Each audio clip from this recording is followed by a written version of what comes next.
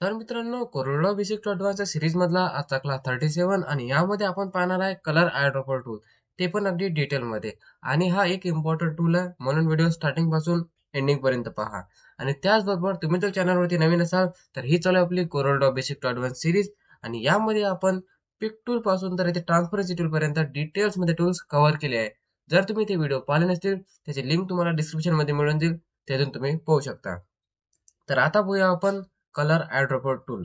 Colour eyedropper tool तुम्हाला toolbar मधील जो ट्रान्सपरन्सी टूल आहे, याच्या खालचा टूल म्हणजे कलर आयड्रॉपर टूल.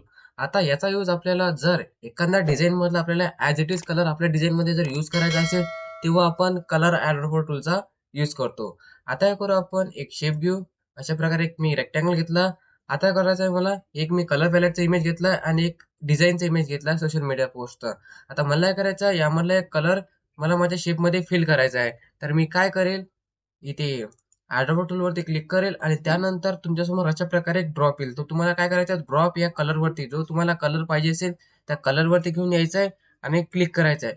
क्लिक केल्यानंतर तुमच्यासमोर अशा प्रकारे एक बकेट येईल.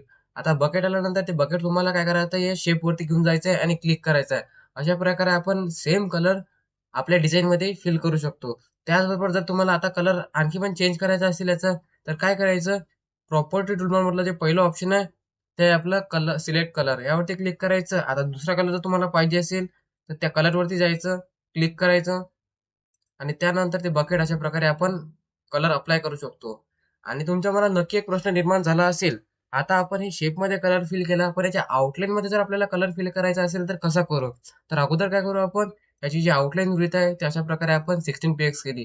आता इथे तुम्हाला ब्लॅक कलरची आउटलाईन दिसत आहे. आता जर मला याचा कलर चेंज करायचा असेल, तर मी परत काय करेल, या टूलवरती क्लिक करेल आणि त्यानंतर आपल्याला जो कलर पाहिजे त्या कलरला असा क्लिक करेल आणि त्यानंतर ते बकेट काय करू आपण, या आउटलाईन वरती अशा प्रकारे घेऊन जाऊ आणि क्लिक करू. सॉरी, या आउटलाईन मध्ये प्रॉपर घेऊन जायला लागेल आणि अशा प्रकारे आपल्याला त्या आउटलाईन मध्ये कलर फिल करता येतो. आणि त्याचबरोबर तुम्हाला इथे पण जो कलर पॅलेट आहे, त्याच्यावरती पण आपल्याला एक ऑप्शन दिसते कलर आयडॉपरचं. आणि इथे पण दोन्ही जे ऑप्शन आहेत ते सेम आहे. इथून पण आपण चूज करू शकतो आणि इथून पण चूज करू शकतो. फक्त यामधला एक छोटासा डिफरन्स म्हणजे, जेव्हा तुम्ही या ऑप्शनवरून म्हणजे जे कलर पॅलेट वरचं जे सर्वात पहिलं वरचं ऑप्शन आहे, त्या ऑप्शनचा यूज कराल, तेव्हा काय होईल, समजा आता मी यावरती क्लिक केलं तर परत तो ड्रॉप येईल आणि मी जेव्हा अशा प्रकारे कोणता कलर सिलेक्ट करेल, एक्स्ट्रा करेल, तेव्हा तुम्हाला तो कलर इथे कलर पॅलेटमध्ये आलेला दिसतो. कलर पॅलेटमध्ये आलेला दिसल्यानंतर आपल्याला काय करायचं आहे, त्या शेपला सिलेक्ट करावं लागेल आणि शेपला सिलेक्ट केल्यानंतर आपल्याला त्या कलरवरती यायचं आहे आणि अशा प्रकारे आपल्याला तो कलर फिल करता येतो. बाकी त्यांचा यूज सेम आहे.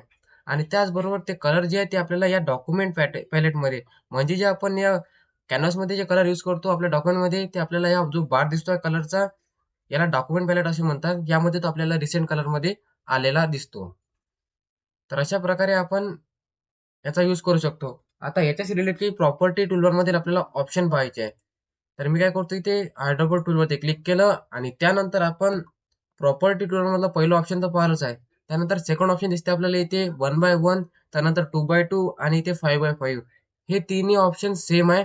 फक्त यामध्ये कसं आहे, ते पिक्सेलवर आधारित आहे.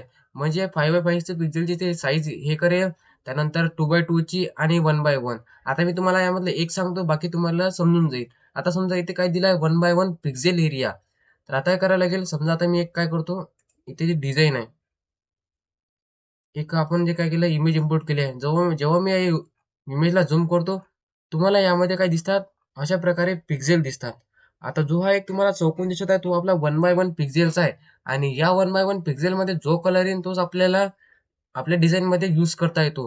तसंच जेव्हा तुम्ही 5x5 पीएक्स वरती क्लिक करता, तेव्हा 5x5 पीएक्सची जो एरिया आहे त्यामधला कलर येईल आणि त्यानंतर 2x2 तशा प्रकारे आपल्याला 2x2 मधला कलर मध्ये जी साईज आहे त्यामधला आपल्याला कलर, एरियामधला कलर आपल्याला आपल्या डिझाईनमध्ये यूज करता येतो. अशा प्रकारे आपण त्या 3 ऑप्शनचा यूज करू शकतो. याला काय करतो, मी डिव्हाइड करतो आणि त्यानंतर ऑप्शन दिसतं आपल्याला सिलेक्ट फ्रॉम डेस्कटॉप.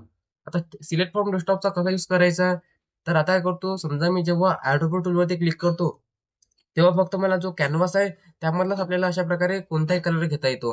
जेव्हा मी हे अशा मेनू बारच्या इकडे घेऊन जातो, तेव्हा काय करतो, परत एक कर्सरमध्ये येतो.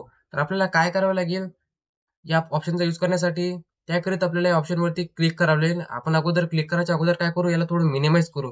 अशा प्रकारे याला काय केलं, मी मिनिमाइज केलं. थोडी काय करू आपण याची साईज वाढवू. अशा प्रकारे मी काय केली, याची साईज वाढवली. आणि साईज वाढवल्यानंतर आता मी ऑप्शनवरती क्लिक केलं. ऑप्शनवरती क्लिक केल्यानंतर मी काय करू शकतो, जे डेस्कटॉपवरले कलर आहे, कोणताही कलर मी अशा प्रकारे त्यावरती आपल्या डिझाइनमध्ये यूज करू शकतो. इथे तुम्हाला तो कलर आलेला दिसतो. परत मी ऑप्शनवरती क्लिक केलं आणि अशा प्रकारे हा कलर घेतला. काय करू आपण परत या सिलेक्ट फ्रॉम डेस्कटॉपवरती क्लिक करू आणि अशा प्रकारे जो रेड कलर दिसतो आपण अशा प्रकारे आपल्याला यामध्ये रेड कलर तो आलेला दिसतो आणि तोच कलर आपण आपल्या डिझाईनमध्ये काय करू शकतो, अप्लाय करू शकतो. त्यानंतर ती दिसते आपल्याला बकेट, जी अप्लाय कलरची आहे. याचा उपयोग समजा आता मी काय केलेलं आहे, इनॅक्टिव्ह केलं म्हणजे सिलेक्ट केलेला नाही आहे. जेव्हा आपण इथे आर्टबोर्ड टूलवरती क्लिक करतो आणि एखादा कोणताही कलर सिलेक्ट करतो, समजा मी इथे काय केलं, अगोदर सिलेक्ट केलं, त्यानंतर आपण एक कलर यामधून एक्स्ट्रॅक्ट केला आणि त्यानंतर जेव्हा मी असा कलर फिल केले, ते ऑटोमॅटिकली आपल्याला जे बकेट आहे ते ऍक्टिव्ह झालेलं दिसतो. त्यानंतर दिसतं आपल्याला ऑप्शन ऍड टू पॅलेट. आता ऍड टू पॅलेटसाठी आपल्याला काय करावं लागेल मी तुम्हाला सांगतो. आता सध्या काय आहे, माझं डॉक्युमेंट पॅलेट आहे, यामध्ये पूर्ण कलर फिल झालेले आहेत. म्हणजे जे रिसेंट कलर मी यूज केले आहे, हे पूर्ण बार जो फिल झालेला दिसतो आपल्याला. त्याकरिता आपण काय करू, एक नवीन डॉक्युमेंट क्रिएट करू कोणत्याही साईजमध्ये आणि त्यानंतर जी डिझाईन आहे आपली त्यामधला काय करू आपण एक कोणता इमेज असा इम्पोर्ट करू. आता मी हा पॅलेटचा इमेज घेतला. आता काय करतो, ही तुम्हाला जो डॉक्युमेंट बार दिसत आहे म्हणजे पॅलेट दिसत आहे, यामध्ये एकही कलर मी यूज केलेला नाहीये. आणि जे तुम्ही यावरती यूज कराल कॅनव्हासमध्ये तेच कलर तुम्हाला इथे दिसतील आणि ते इथून तुम्ही एकदम इझिली तुमच्या डिझाईनमध्ये परत यूज करू शकता. आता काय केलंय मी एक शेप घेतला. शेप घेतल्यानंतर अशा प्रकारे शेप घेतला आणि त्यानंतर मला काय करायचं यामधला एक कलर पाहिजे. तर परत मी काय करेल यावरती क्लिक करेल ॲडोब टूलवरती आणि अशा प्रकारे कोणताही कलर घेईल. कलर घेतल्यानंतर जेव्हा मी ॲड टू पॅलेटवरती क्लिक करेल, तो तुम्हाला अशा प्रकारे पॅलेटमध्ये आलेला दिसतो. तर आपण जे रिसेंट कलर आहे ते इथून मग यूज करू शकतो. अशा प्रकारे मग मी ऑब्जेक्टवरती पण अप्लाय करू शकतो. तो परत तुम्हाला इथे आलेला दिसतो. अशा प्रकारे आपण या ॲड टू पॅलेटमध्ये कलर यूज करतो. आता याचं काय करा, समजा आता तुम्ही या ऑप्शनवरती क्लिकही नाही केला.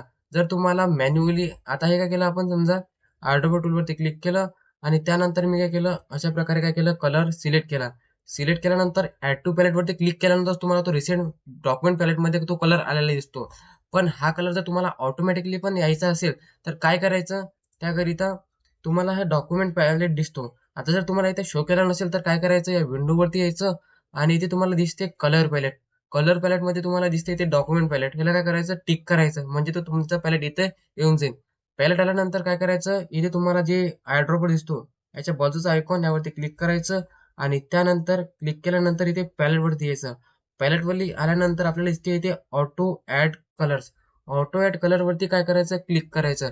जेव्हा तुम्ही यावरती क्लिक कराल, तो काय होईल, जेव्हा आपण कोणतेही अशा प्रकारे कलर घेऊ, सिलेक्ट करू, तो आपल्याला काय करू आणि डायरेक्ट अशा प्रकारे क्लिक करू, तो आपल्याला ऑटोमॅटिकली इथे ॲड झालेला दिसतो. म्हणजे डॉक्युमेंट पॅलेटमध्ये अशा प्रकारे आपल्याला ॲड झालेला दिसतो. आणि कलरच्या विषयी आपल्याला खूप काही पाहायचं आहे. पॅलेटमध्ये कसे कलर असतात, काय कोणते कलर कुठे यूज करायचे, कोणकोणत्या प्रकारचे पॅलेट असतात, RGB पॅलेट. तर हे आपण पुढे पाहणारच आहोत. तोपर्यंत तुम्हाला ॲडोब टूल नक्की समजला असेल. काही डाऊट असेल तर तुम्ही कमेंटमध्ये सांगू शकता. तर चला भेटू मग आपण आता पुढच्या व्हिडिओमध्ये.